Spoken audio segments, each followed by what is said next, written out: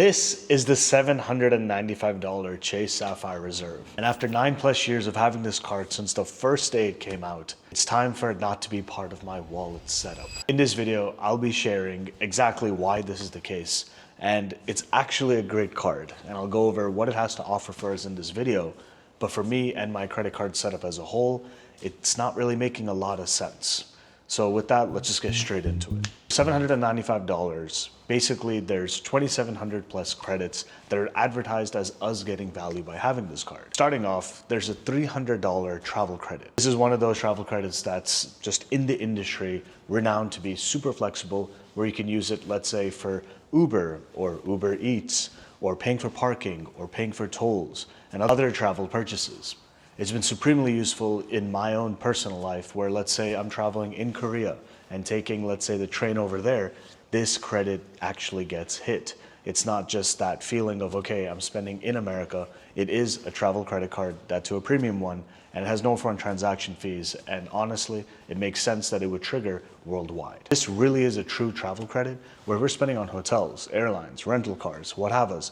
There's so many avenues to trigger this credit very fairly and very in a common sense kind of way. And each and every year consistently since the inception, I've gotten this full $300 back in true value where I don't feel like I'm just spending in excess or otherwise to trigger the credit. It really is a pure $300. Right before moving on, speaking about hotels, generally we're spending on hotel credit cards or spending with the hotel directly or some other way to amass points, status, loyalty perks, and all the things, right?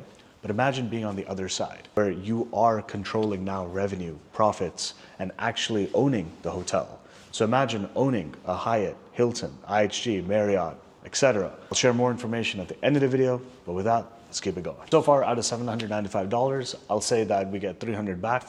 So for me, I'm spending still $495 out of pocket, then I need to break even to then consider, hey, am I coming out ahead, or are there some intangible values that the Chase Sapphire Reserve offers me to then keep it for a long term. From there, we get $250 to Apple TV Plus and Apple Music. Now, they're great services, I'm sure. I am an Android user. That doesn't change everything. But in the end, I've seen some great shows on Apple TV Plus. But for me to purchase this in my own way without having any credit, like I wouldn't spend this much for myself. Again, I do watch Netflix and other streaming services, don't get me wrong. But for me, I wouldn't get value from this credit unless if I go out of my way. And Apple Music, it's not even a consideration for me. Maybe it's, Spotify loyalty or otherwise. But with that, this $250, I'm sure a lot of people get easy value from it. But for my case, it's a non-consideration. For me, it's $0, period. And then we have a $300 dining credit. This is given to us as $150 each 6 months of the year. And essentially, it's kind of like Resi, if you're familiar with it from an Amex perspective, where basically there's some more fine dining establishments that exist, and you can basically make reservations and go there, and you'll get $150 each 6 months of the year. Essentially, it's more of a discount, I would say, based on just the price level of these restaurants. Or another way to look at it is like, hey, it's a new experience.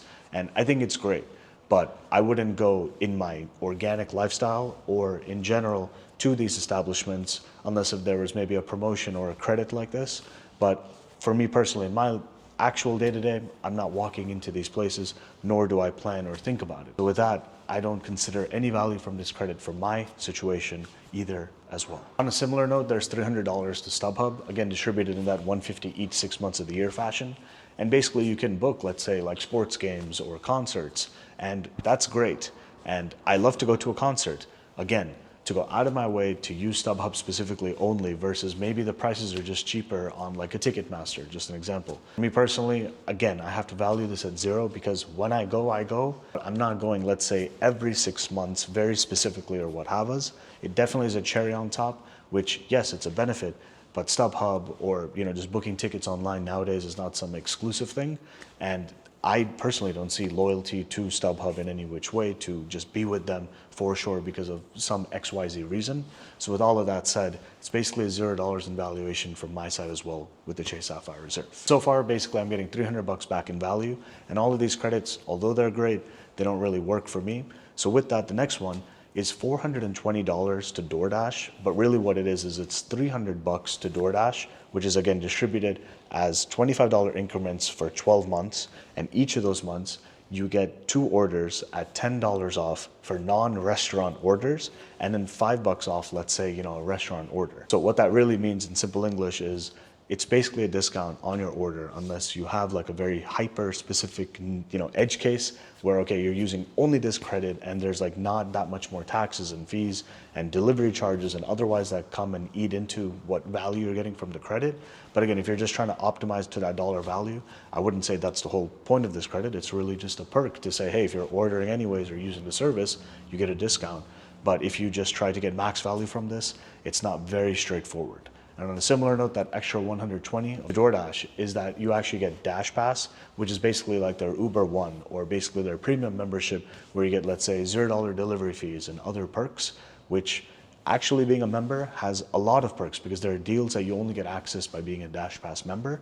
But again, it comes down to food delivery being a part of your lifestyle. So for me, I would say it is yes, but each and every month to go out of my way to remember, or am I ordering that many times on DoorDash? Honestly, I'm not ordering that many times. So in the end, out of, let's say, $120 to Dash Pass, I wouldn't pay for it out of pocket. So with that said, that's basically $0 to me. And then the $300 to DoorDash, I would say those are nice credits, but am I getting at least 50% the value, maybe $150? I don't believe so, because the fact is, again, it's multiple orders a month and then hitting them. So if I'm getting, let's say, 25% of that value, it's very realistic, which 25% of 300 is $75. So far, if you take $300 travel credit and then 75 of this is $375 towards that $795 annual fee. And with that, let's keep it going. So from there, we got $120 to Lyft and 5x points per dollar spent. I would say this credit, very easy to use, straight to the point. But are you taking a Lyft at least once a month? So for me, I would say around like half of the time, I'm getting that value because whatever reason. So if you say $60 in value, then basically 60 plus 75, 135 plus 300, 435. So yeah, we're inching closer to getting some value from my situation, but I can't value this credit at 100%. Maybe if I lived in like San Francisco or similar, I would say, yeah, it's even easier. But just driving around in these Atlanta roads, I would say, yeah, I'm not taking a Lyft as often as 1 month each and every time, or nor am I ordering it for someone else where I can still get advantage of this credit. There's a couple more credits / additions of value apart from the intangibles. So starting off, we got $120 to Peloton and 10x per dollar spent with them as well. I would say for me personally, I get $0 of value. I can definitely see that this could be very lucrative for someone who uses Peloton and engages with everything on their platform / ecosystem. From there, we also get lounge access. This is in the form of specific Chase Sapphire, Reserve Sapphire lounges basically. And their network isn't so big. It's kind of, I would say, just say 10, 15, 20, right? And maybe in the longer term, eventually one day they may get to 100, right? At the same time, they do have Priority Pass, which gives you access to 1,300 plus lounges worldwide. And that's great. At the same time, the value attributed to this is $469 value on the site. And I beg to differ in one way. At the same time, if you're traveling that much, $469, trust me, when you're traveling every week as I have in my history, it's a no-brainer. It literally, if I needed to pay for it, I will do it in an instant. So what that really means is for me, because of other premium travel credit cards I have in my setup, it's not the Chase Sapphire Reserve's fault.